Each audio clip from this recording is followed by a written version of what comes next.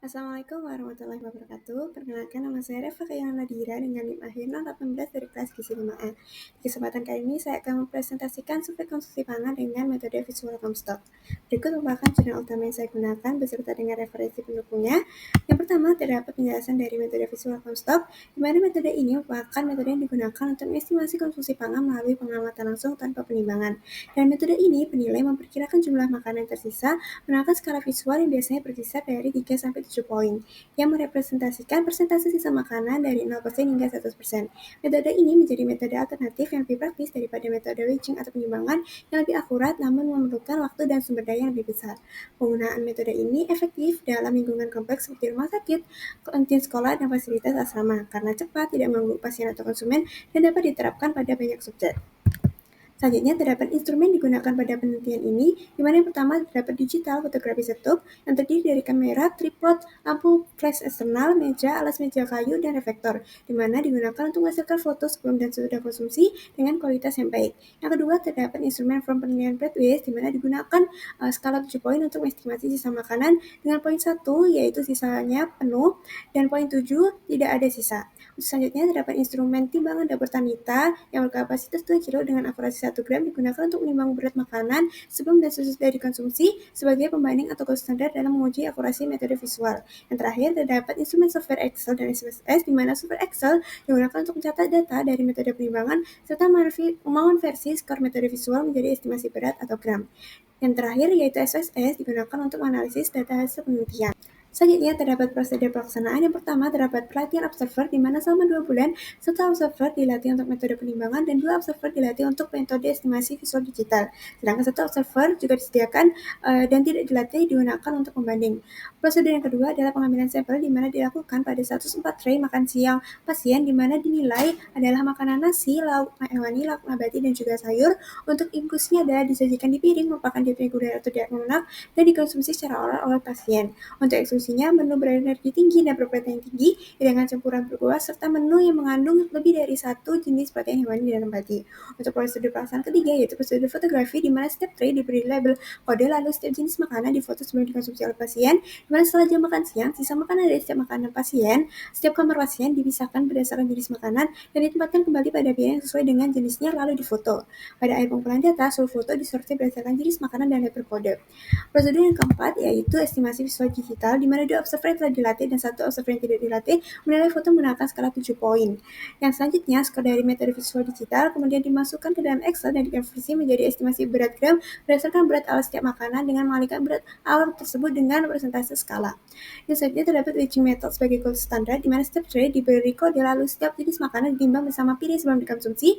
Setelah makan siang, sisa makanan ini dipisahkan berdasarkan jenisnya dan ditempatkan kembali pada piring masing-masing. Di mana sisa makanan ini ditimbang kembali bersama dengan piring yang kemudian makanan tersebut dibuang dan selanjutnya ditimbang kembali piring kosong untuk mendapatkan berat piring. Berat makanan utuh, sisa makanan, dan piring dicatat dalam formulir dan dimasukkan dalam Excel untuk menghitung konsumsi dan pengolahan data.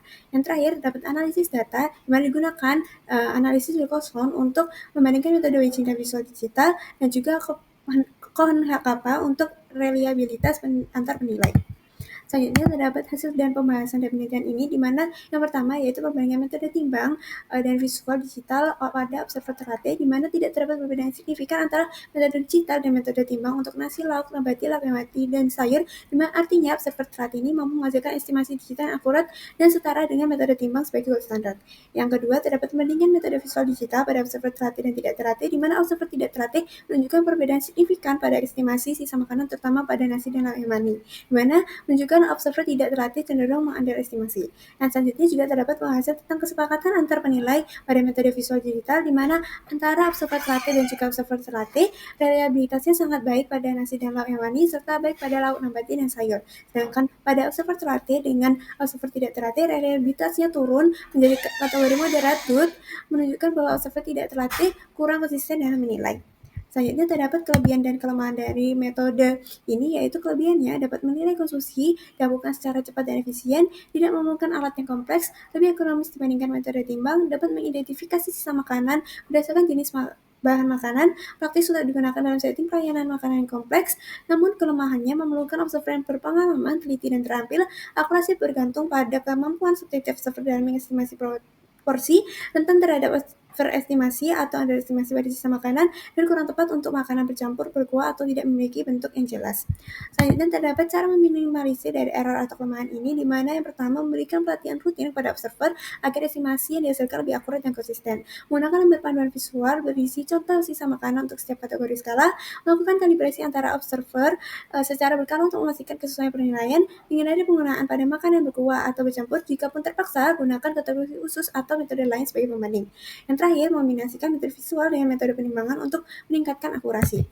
Selanjutnya terdapat validitas dan reliabilitas, di mana didasarkan pada penelitian oleh Wani et al. Tahun 2024, validitas dibandingkan dengan metode timbang sebagai gold standar. Estimasi visual ini oleh observer terlatih tidak menunjukkan perbedaan signifikan pada hampir semua jenis makanan, sehingga validitasnya tinggi. Sebaliknya, pada observer tidak terlatih menunjukkan perbedaan signifikan pada nasi dan lauk hewani, dan menunjukkan bahwa metode visual estimasi ini akurat jika dilakukan oleh observer terlatih.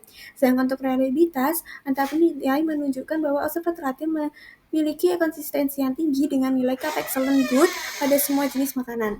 Hal ini menegaskan bahwa observer terlatih mampu memberikan penilaian yang stabil dan reproduksibel. Sedangkan pada kombinasi trainer versus trainer, nilai kappa ini turun menjadi moderate good, sehingga reliabilitas menurun bila observer tidak terlatih.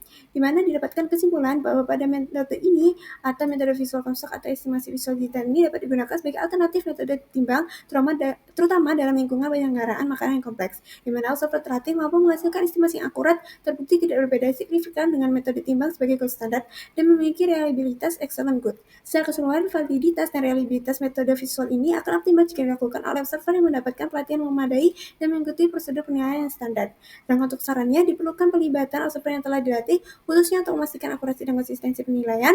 Diperlukan pelatihan berkala dan kalibrasi antar observer untuk meminimalkan variasi subjektif dalam estimasi. Penggunaan panduan visual seperti photo guide sebagai standar untuk setiap kategori skala agar mengurangi variasi penilaian, dan juga untuk makanan yang bertekstur, campuran, atau berkuah, metode visual sebaiknya dikombinasikan dengan metode timbang atau pendekatan lain untuk meningkatkan ketepatan. Sekian dari saya, kurang lebihnya mohon maaf. Wassalamualaikum warahmatullahi wabarakatuh.